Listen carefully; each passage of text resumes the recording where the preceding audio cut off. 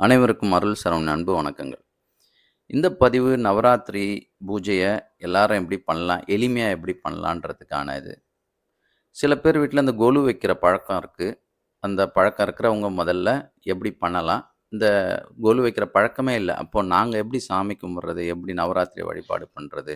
அப்படின்றத இப்போ வந்து இந்த பதிவுல பார்ப்போம்.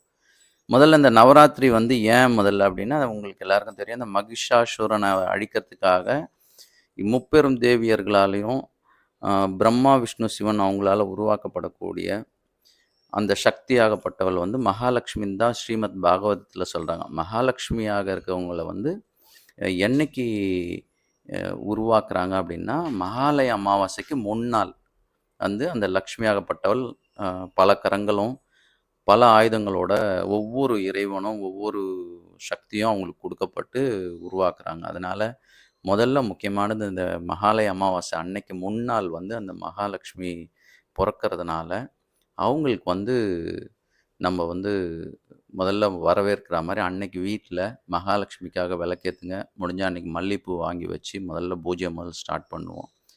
ஒண்ணு இதில முக்கியமான விஷயம் என்னன்னா, இது பற்றியான கதை ஏன் அந்த மகாலட்சுமி அன்னைக்கு பொறக்குறாங்கன்ற பத்தி அடுத்தடுத்த பதிவுல போடுறேன்.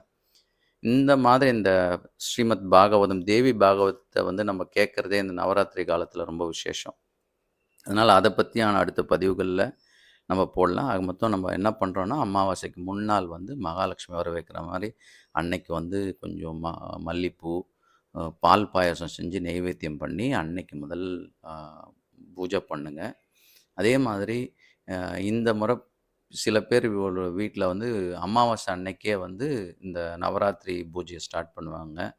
இந்த தடவ வந்து கிரகணம் வர்றதுனால அமாவாசைக்கு பண்ணாம, மறுநாளான வியாழக்கிழமை அன்னைக்கு இந்த கொலுவ வந்து ஸ்டார்ட் பண்றது நல்லது. அது வந்து காலையில 9 மணிலேருந்து 10 மணி.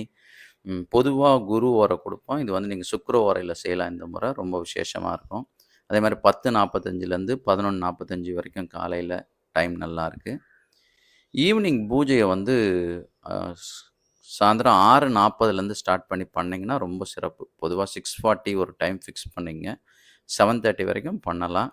டெய்லி இந்த அ அம்பாள் பொறந்து அந்த 10 நாள் வந்து என்னன்னா, பொறந்ததுனால அந்த 10 நாள், அந்த 9 நாளும் அவங்களுக்கு வந்து பர்த்டே மாரி. வருஷத்துல இந்த நவராத்திரி அப்போ பூஜை பண்ணீங்கனால, 1 வருஷம் பண்ண பலன் உங்களுக்கு கிடைக்கும்.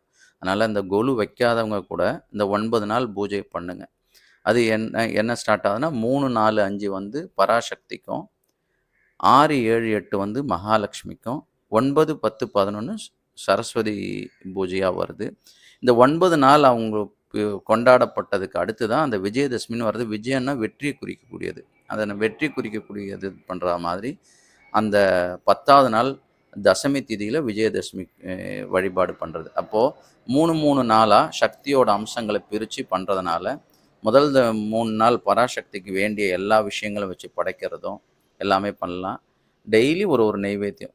அ கொண்ட ஒரு நாள் வந்து சர்க்கரை பொங்கல் இந்த மாரி ஏதாவது ஒண்ணு பண்ணலாம். இந்த நடுவுல வரக்கூடிய அந்த 3 நாள் மகாலட்சுமிக்கு உரியதப்போ, நெறைய மல்லிகைப்பூ, வாசனை திரவியங்கள், பால் பாயாசம், நெய்வேத்தியம், வரவங்களுக்கு பாயாசம் குடுக்கறது, தாம்பூலம் குடுக்கறது எல்லாம் பண்ணிட்டு வாங்க. சரஸ்வதி பீஜத்துக்கு சரஸ்வதிக்கு 3 நாள் அப்போ, முக்கியமா அந்த நெய்வேத்தியத்தில தேன் வைங்க. தேன் வச்சு பூஜை பண்ணுங்க.